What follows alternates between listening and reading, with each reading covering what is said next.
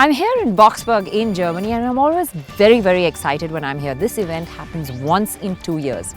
This is the Bosch Proving Ground, and it always gives me a sneak peek into the future of the automotive industry. The technologies that are going to come, which way the auto industry is going to go, what kind of developments are happening on engines, braking systems, communications. So there's so much to always absorb and take in here, and I always enjoy it. I'm really looking forward to this day.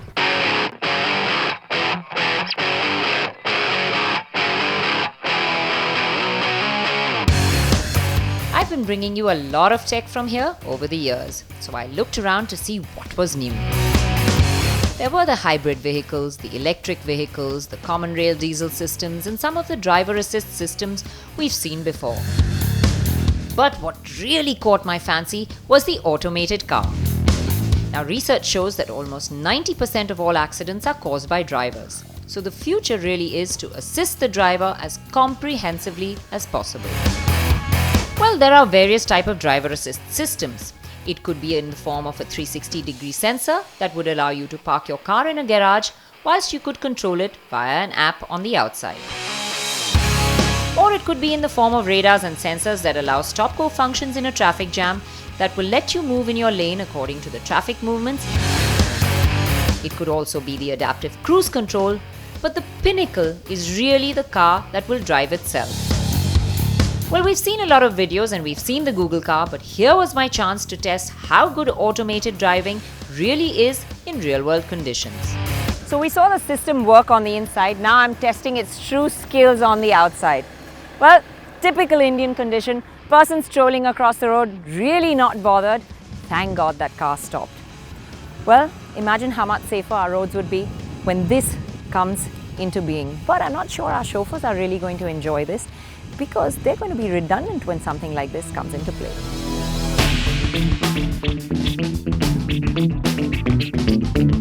This automated car is still in its nascent stages, and at this time can do basic functions. The test car maneuvers are dictated by the lane keeping assistant, the adaptive cruise control, the lane change assistant, and Bosch's video and radar sensors.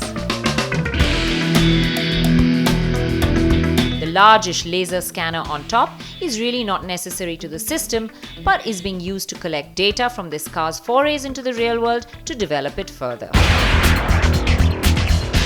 For the first round, we tried out the system to see if we could safely drive behind another car.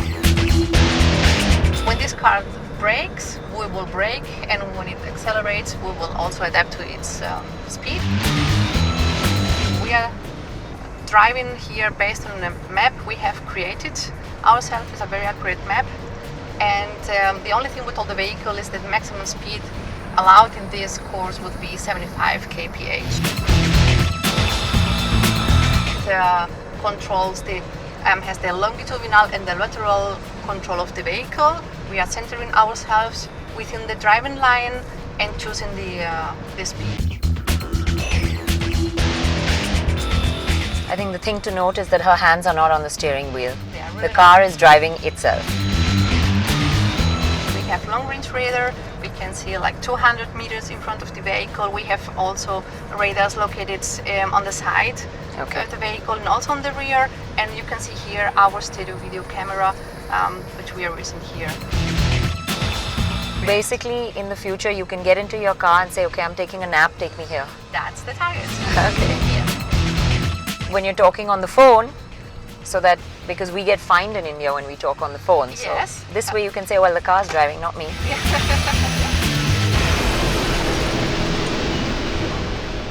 see the vehicle sees that, and it's very polite. It stops and waits for the light to turn to green. That's wonderful. Yes. It detects it as well, and then we can go.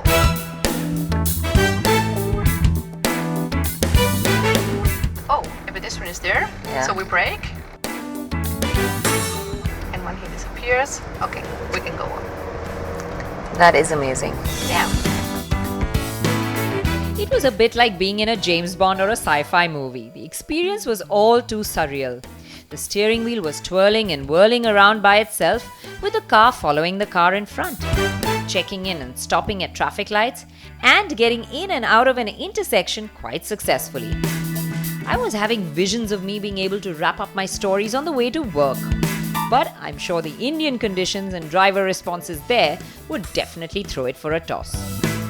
Bosch are looking at making this system production ready by the end of the decade, and for that they have to overcome some more challenges. The 360 vision of the system has to be better, the algorithms of the software strong enough to handle complex situations and unpredictability of other drivers like they would have to in our country.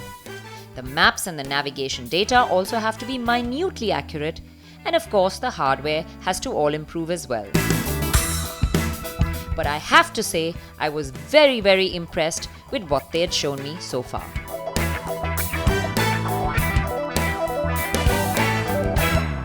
So I've shifted from 4 wheels to 2 now. Here's a new interesting bit of technology for people who like to cycle. Especially people who are a little bit lazy like me.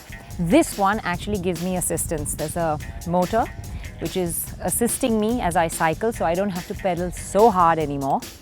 And there's different levels of assistance. You can actually increase the amount of assistance, you can decrease the amount of assistance, and the range that it can assist you pretty much depends on how much of the assist that you use. Well, all I can say is it's made cycling a whole load easier for me.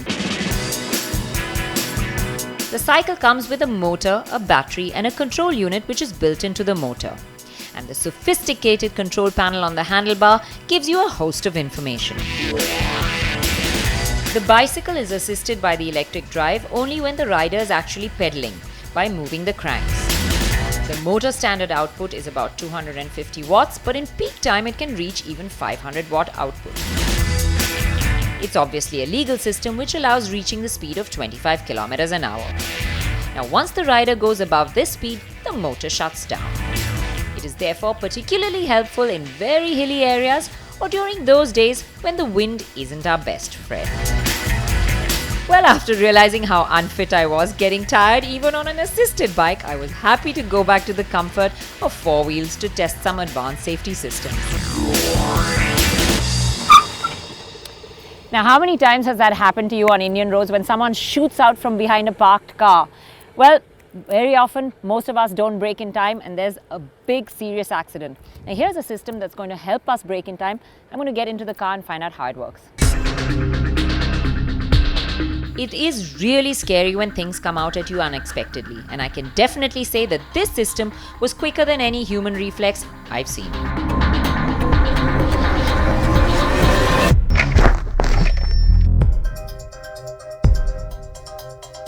You saw that I got pulled forward into my seat because I was kind of waiting, when is it going to stop? Yeah. And it did, just in time, in front of the little child.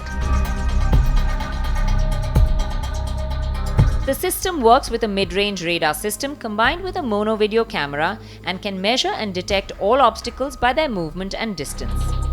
It uses the sensor fusion data to trigger an automatic emergency braking process.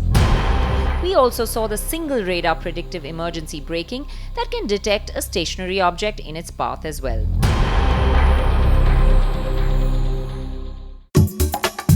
Well, it was all pretty interesting, and I was wondering, with the large research facilities that Bosch has in India now, how much did we actually contribute to all this technology that's going into the real world? If I look sort of the last 10 years where I had the responsibility, regional responsibility for India, I think the biggest change was from a technology follower to being sort of driving technology in certain areas, and this would be value engineering. The two-cylinder common rail, an excellent example. We developed this for a passenger car. First application was on a light-duty vehicle, the Mahindra Maximo. And now we are taking part of this technology back to European applications. Driving conditions in our country are definitely tougher, and most systems that are tested in Europe would be at sea with the unpredictability of Indian conditions. Did Bosch ever consider testing in India? I would say that's still a few years down the road until we have automated systems which can actually cope with the complexity of Indian downtown traffic. Well, for now it's a long call, I guess, but there are some systems that are possibly close enough. So far this morning, a lot of the systems we've seen have shown us how they can prevent collisions when things come out in front of us. But here's a system that works when we get too close to things on the side. So now it's better. See, it centers itself, and then I can make disturbances. And the car centers itself. I do that with like not too strong disturbances, but the actual thing is when you keep your hands on steering wheel, you feel right away the moment back. I try just that you see that there's something going on. That's why I try to make some disturbances. Yeah, if I go too close to the wall, it will automatically steer away, and when you keep pushing against the wall, we will hit the wall. If you let the car go back, that's fine. If I don't feel comfortable, I will maybe touch the steering wheel, but we are totally safe. Even if we hit something, we are safe. It would work well on a highway where the lane suddenly narrows down for roadworks, and it works with a stereo video camera that provides data to the steering wheel to keep you away from the object. But how could one leave the Bosch proving ground without looking at the technology that Bosch firmly believes is the future, electric vehicles? But this one with a bit of a twist.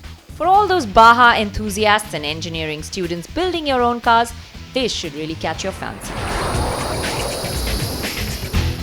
Yeah, with these two selective motors and this transmission, we are able to realize electric control for torque vectoring, so we can deliver more torque to the outer wheel. What about the 0 to 100? 0 to 100, we are able to make it in 3.6 seconds. Well, give me a 3.6 second 0 to 100 anyway, and I definitely like it. There was a lot more on offer to see, but it would have to be for another day, as we had run out of time. Well, after having seen what was on offer today, I feel like I've had a sneak peek into the future. And I'm thinking that when all of these technologies come into the real world and we actually start using them, what a cleaner, safer and easier environment it's going to be to live in. Well, I've thoroughly enjoyed my day here, and I hope you've enjoyed watching it too.